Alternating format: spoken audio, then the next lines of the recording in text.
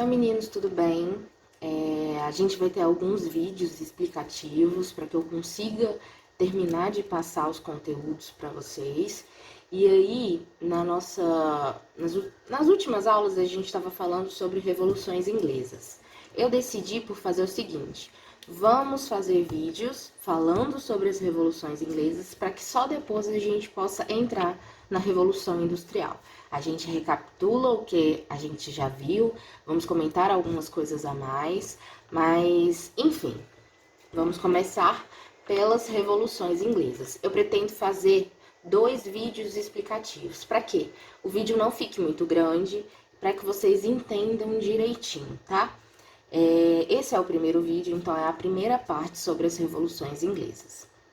Primeira coisa que a gente precisa entender é que, quando a gente fala de Revolução Inglesa, é muito complicado não falar sobre o Iluminismo, que inclusive foi o nosso conteúdo passado, lembram? Então prestem atenção.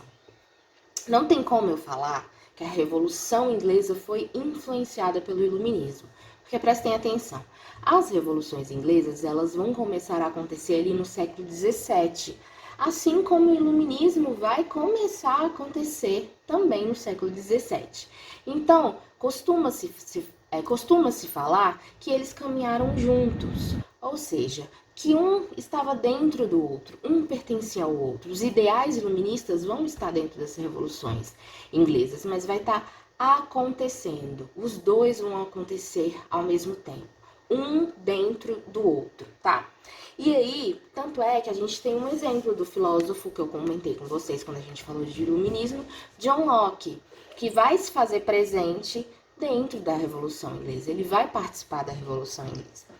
Então, professora, mas o que é a Revolução Inglesa? Essas revoluções são o quê? Basicamente, a gente tem que entender como um processo de transição que vai começar a acontecer ali na Europa, tá? Nós vamos sair de um regime de monarquia absolutista e vamos buscar uma nova forma de governo, uma nova estrutura de poder. Primeira coisa que vocês têm que entender quando a gente fala de revoluções inglesas, basicamente é isso. Essa mudança no poder, essa mudança de estrutura que vai acontecer ali, tá? Beleza. Quando a gente fala de revoluções inglesas, lógico que a gente vai falar de Inglaterra, né? Então, quando a gente para falar sobre a Inglaterra, a gente tem que lembrar de 2 dinastias que foram muito importantes ali nesse contexto, falando sobre as revoluções inglesas. A primeira dinastia é a dinastia Tudors e a segunda é a dinastia Stuart. Quando eu falei para vocês, até mesmo na sala de aula, acho que comentei para todos, a gente falou, quando falamos de dinastia Tudors, eu falei para vocês sobre o Henrique VIII e sobre a Elizabeth I, né? O Henrique VIII, que implantou o anglicanismo dentro da Inglaterra, a Elizabeth I, que ficou conhecida como a Virgem, porque ela não casou, apesar de ter tido um caso que ficou muito conhecido, mas enfim, ela não chegou a casar e aí não deixou um herdeiro para o trono, né? E aí ela ficou conhecida como a Virgem por conta disso. E quando a gente fala sobre a dinastia dos Stuart, a gente aí começa a falar sobre as revoluções inglesas. Percebam que essas 2 dinastias eram dinastias absolutistas. Eram reis, né, e a rainha Elizabeth, que eram reis absolutistas, tá?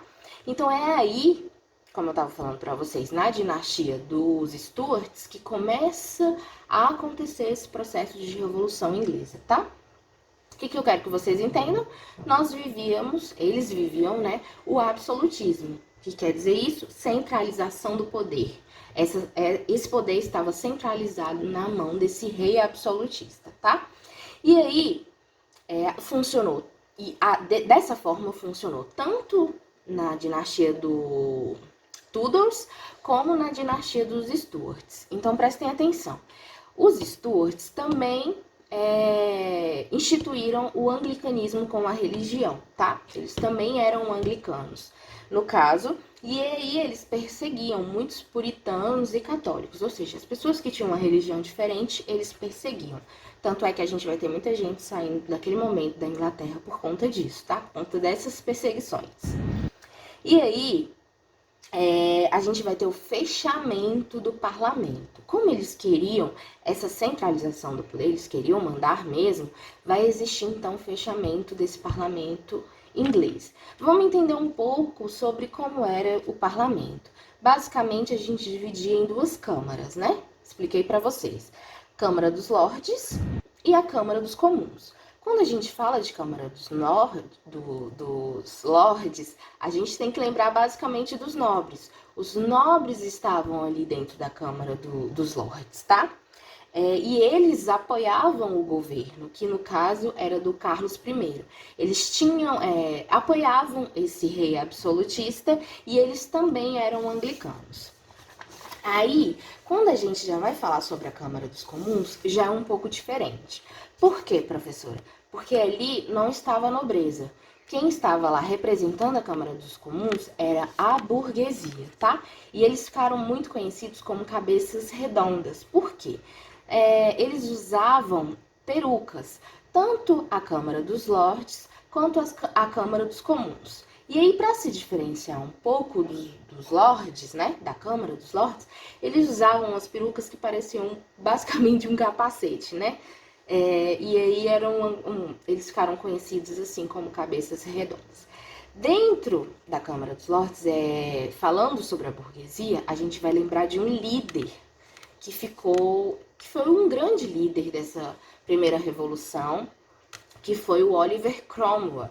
Então, olha só, já percebam que as ideias iluministas de querer acabar com esse regime monárquico absolutista tinha muito a ver, como eu disse para vocês, com as ideias iluministas. Então percebam, as ideias iluministas estão presentes na Câmara dos Comuns, não dos Lordes, tá? E eles tinham também uma coisa muito importante, quando a gente fala da Câmara dos Comuns, eles tinham um apoio do povo. E isso é muito importante, porque prestem atenção, eles começam a jogar tudo pro povo. Por exemplo, vocês estão vendo, como se eles falassem assim pro povo, vocês estão vendo o que está acontecendo aqui? Vocês percebem o tanto que esse rei é autoritário, ele quer mandar em tudo, ele fecha parlamento, eu preciso do apoio de vocês. E eles vão conseguir sim o apoio do povo. Então, a gente vai ter acontecendo a Guerra Civil. A Guerra Civil vai acontecer de 1641 a 1649. Guerra Civil de quê, professor? Nobreza contra burguesia, tá? Sendo um pouco simplista, tá? Mas, basicamente é isso. Burguesia contra nobreza, nobreza contra burguesia. Quem vai ganhar essa guerra? A Câmara dos Comuns, ou seja, a burguesia vai conseguir vencer essa guerra civil. O Carlos I, que é o rei, vai ser decapitado, tá? Ele vai ser morto. E aí vai existir esse processo de transição na Inglaterra. A Câmara dos Comuns vai chegar ao poder. Os burgueses vão chegar ao poder. Então a gente vai ter ali como governante, a princípio, o Oliver Cromwell, que eu falei para vocês, principalmente, né? Quando a gente fala dessa época. E aí vai acontecer então a primeira revolução, que é a Revolução Puritana, 1649. É quando, como eu disse para vocês, os burgueses vão tomar o poder, eles vão assumir aquele reino. Na verdade, o que acontece? Vai passar a ser uma república, ou seja, era uma monarquia absolutista, agora vai ser uma república. E quem vai ser esse primeiro governante, essa primeira pessoa ali sendo o líder de tudo isso acontecendo, é o Cromwell. Ele vai assumir, só que vai ter um probleminha no meio de tudo isso. Nesse governo, nesse poder do Cromwell, ele vai dissolver o parlamento também e aí vai instituir na Inglaterra uma ditadura, tá? Que vai ser conhecida como a ditadura de Oliver Cromwell. E esse período de ditadura, como eu disse para vocês, a gente vai ter a centralização basicamente nas mãos da burguesia. E aí esse povo que ajudou a acontecer essa primeira revolução, vai ficar meio assim, né? Tá, agora é uma ditadura. A gente quer participar, mas a gente não consegue. Então, essa ditadura vai acontecer de 1653 a 1658. Só que, olha só, antes de se tornar uma ditadura, como eu disse para vocês, começa em 53 e termina em 58, em 1650, antes da ditadura acontecer, vai ter um tratado que é muito importante e a gente não pode esquecer. Como que é o nome desse tratado? Tratado de Navegação. E o que instituía esse tratado? Basicamente, foi uma forma que Cromwell achou para juntar riquezas. E ficava instituído basicamente o quê? Que qualquer comércio que fosse feito no mundo, monopólio, tá vendo? Do mundo, um comércio no mundo só poderia ser feito pela Marinha Britânica. Ou seja, a gente tinha um outro país, né, que também fazia esse comércio, que também estava nesse ramo, vamos dizer assim, que é a Holanda. E aí a Inglaterra vai chegar e vai falar: não, a partir de agora, quem faz esse comércio sou só eu, tá? Você sai fora, não queremos mais você por aqui. E aí é nesse momento que a Inglaterra vai conseguir acumular muito capital. Lembra que eu falei para vocês que o nosso próximo conteúdo a gente vai falar sobre Revolução Industrial?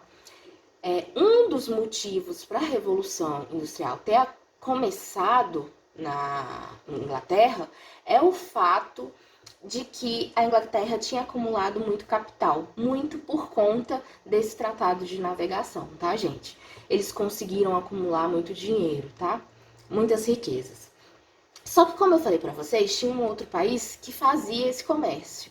Então, a gente vai ter uma guerra começando quando a Inglaterra institui esse monopólio, que a guerra é conhecida como anglo-holandesa.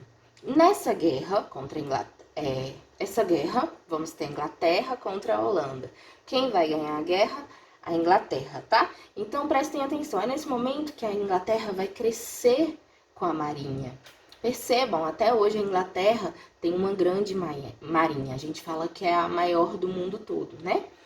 Então, eles vão ter essa acumulação de capital, vão conseguir fortalecer a marinha, e aí é uma das causas da Revolução Industrial acontecer primeiramente ali na Inglaterra, tá? Então, percebam, a gente teve um pequeno momento de república acontecendo ali na Inglaterra, tá? Só que muito desse período de república vai ser dentro de uma ditadura, né? Mas aí Cromwell vai morrer, quem vai assumir o poder vai ser seu filho. Porém, o seu filho, ele se chamava Richard, tá? Ele não tinha muito poder político. Ele não era, e ele vai acabar sendo derrubado. E aí, o parlamento, nesse momento, vai decidir retornar à monarquia, tá? A gente vai falar disso na próxima aula, porque a aula já tá ficando muito grande. Eu espero que vocês tenham entendido. Qualquer dúvida, eu tô aqui, é só perguntar. Então, até a próxima aula. Tchau, meninos!